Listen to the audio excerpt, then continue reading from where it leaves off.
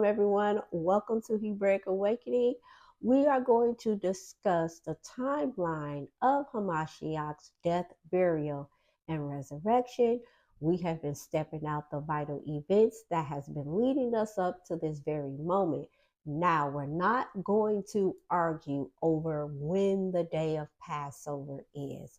Because we are in exile, we are living in different countries, we have to understand that we do not own time in the secular sense. All right. So in this study, we're going to focus on how his death, burial, and resurrection lines up with the Hebraic concept of time, specifically Shabbat and the feast days. That's the most important part. Again, our calendar days, especially over here in the West, are fixed. So is Passover. It's not just Easter. Passover is fixed because many people will honor the Passover during Wednesday, I believe April the 1st. All right. So, like me, I'm not going to honor Passover until Friday now. That is because I am looking at the moon and when it was sighted. But again, we're not going to get into that debate because the Most High is not pleased with everybody arguing and bickering. Not that you can't discuss it. So I want to make that clear. You can discuss it, but falling out with each other and talking about each other, you are forgetting about the spirit of the feast days. All right, so let's dig in. We are going to learn the Hebraic concept of time, all right? Really quickly. I'm going to make this super easy. I am not going to overcomplicate things because when you do that, you lose people. And as my husband says, let's just, keep it simple and not talk about dates. So that's what we're going to do. The Hebraic concept of time, evening, when the sunset starts a day, and evening of the sunset of the next day that ends the day. All right. So we have to understand that as we are discussing the death, burial, and resurrection of Messiah. All right. Nisan 14 would be the Hebraic day that we would start the counts of him being crucified and buried. There is so much packed within Nisan 14 that we are not going to be able to get to it all. However, I strongly suggest that you start with the Messiah and the Talmudim eating the Passover meal before Passover. So if you start right there, you get to immerse yourself in that whole entire day. I wish I had the time to put everything in chronological order for you, but I just don't have that type of time. And I want to keep this really simple. So let's start there. The Messiah and his Talmudim are going to eat the Passover meal before Passover.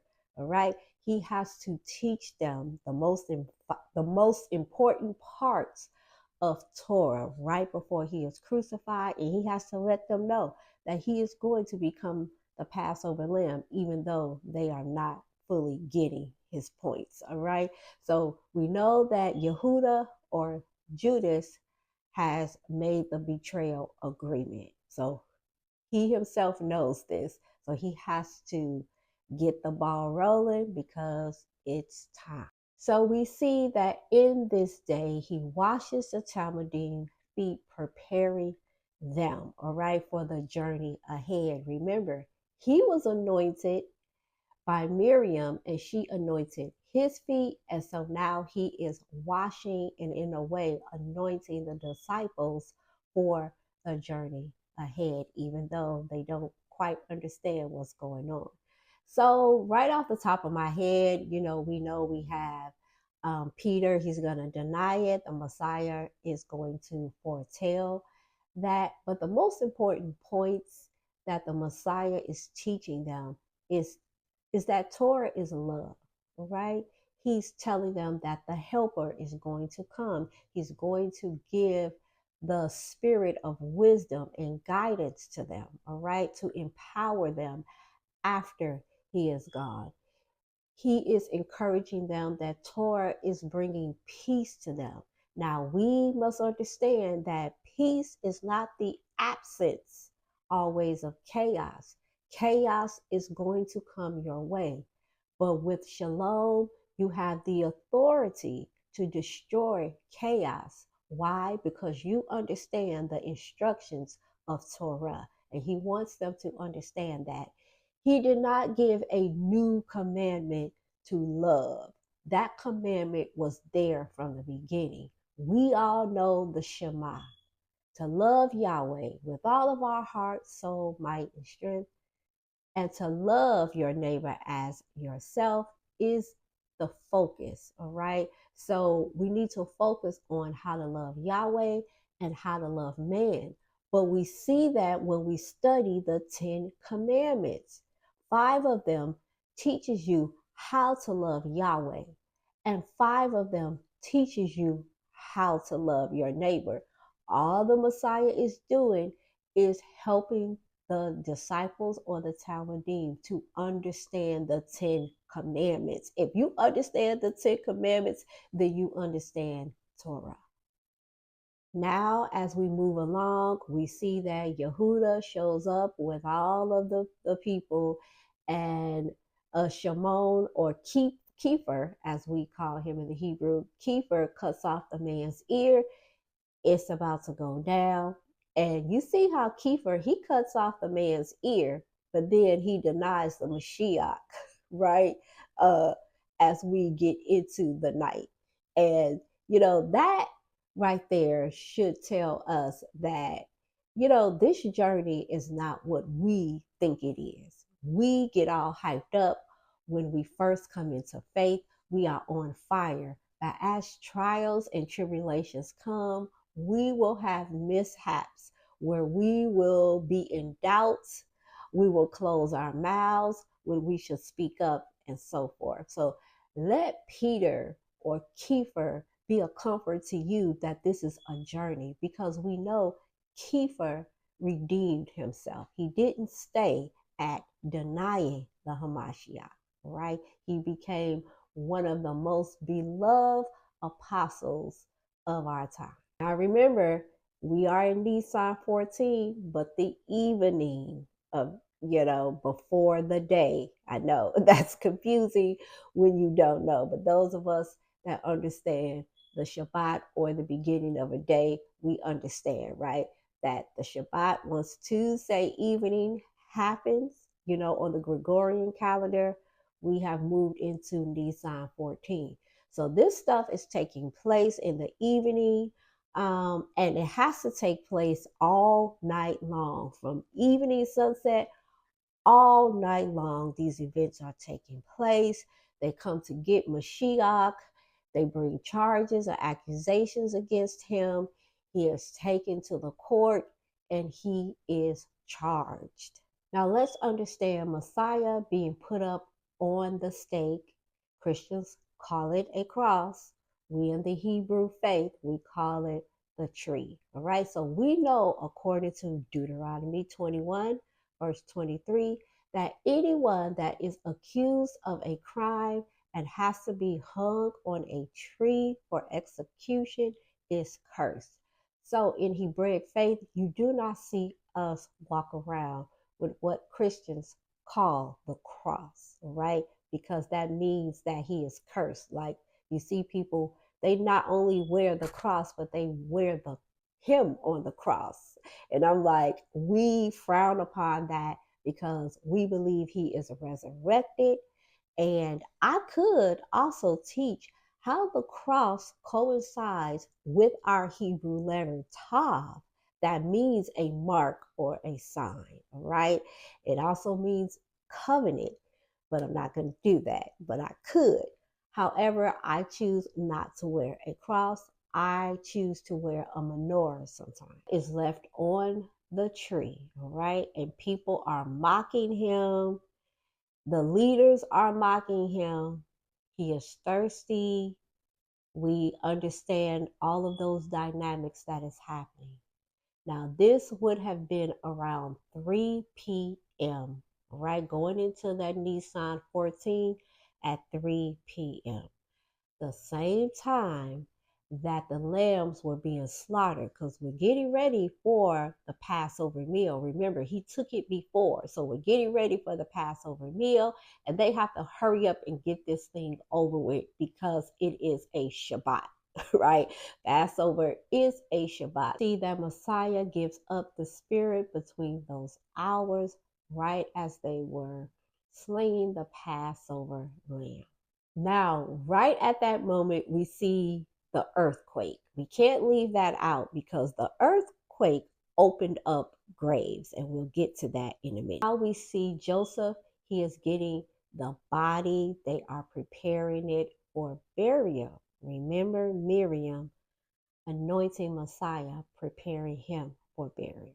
Nicodemus comes and bring aloe and myrrh oil, and together him and Joseph is preparing and wrapping the body, getting it ready to be placed in the tomb. Now, I want to stress something. Throughout this whole ordeal, we don't see the Talmudim or the disciples. We see Yohanan and John there. And that is the theme that is running throughout this day. The women remained. And I'm going to give you all three accounts of the gospel scriptures to back me up. The reason why I bring this up is so that women can understand that Messiah came to break barriers, discriminatory practices toward women.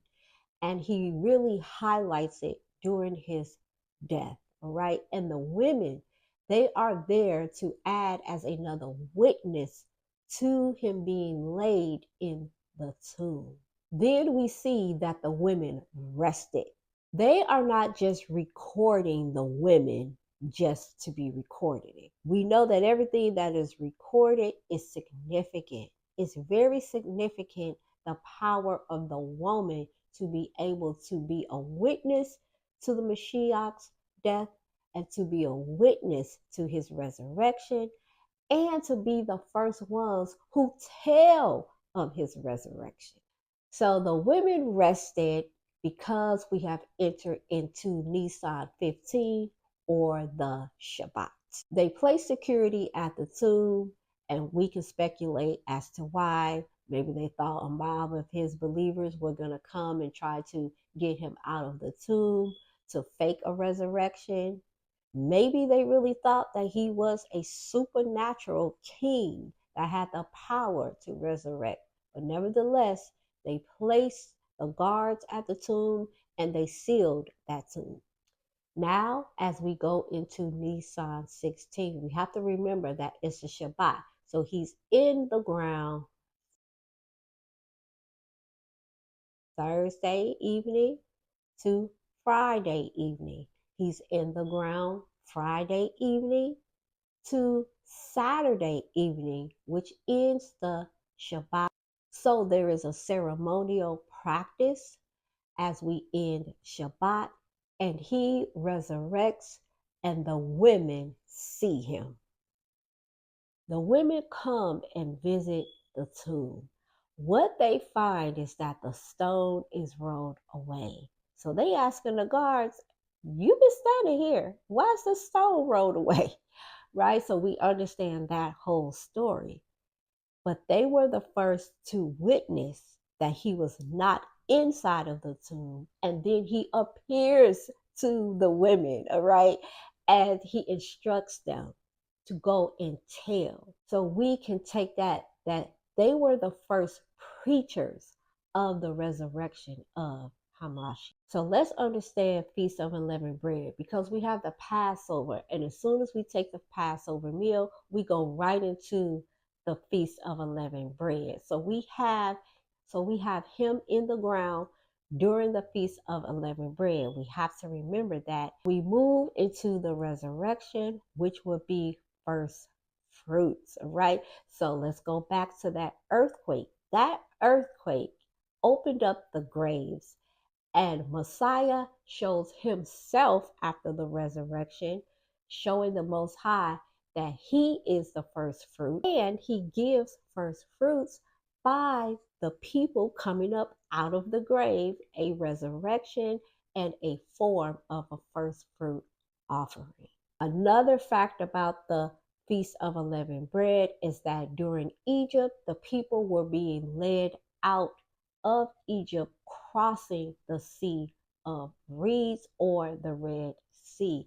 That is also a major play in the Feast of Unleavened Bread, how our ancestors were taken out of Egypt. Now, with that being said, we have the Omar count, and we count 50 days right up into Shavuot, which we say Feast of Pentecost. The giving of the Torah happens, and we see him teaching some things, reiterating some things during the Omar count. And I'll get to that in the next video. But I hope this was simple enough for you to understand that he had to be in that grave for 3 nights. All right. So if we are going by our fixed calendar, that's not going to work. Even if we're going by the fixed calendar of Passover, that's not going to work all the time. All right. So this is why we say don't pay attention to the Gregorian dates. Pay attention to the events tied to the Hebraic calendar and tied to the Passover, Feast of Unleavened Bread, and first fruits. That's what you need to pay attention to. I hope this bit of information is helpful. Please, I encourage you to reread the Gospels, especially pay attention to the part where Messiah is taking the Passover meal before Passover, and look at those events. All right, until the next video, shalom, everyone.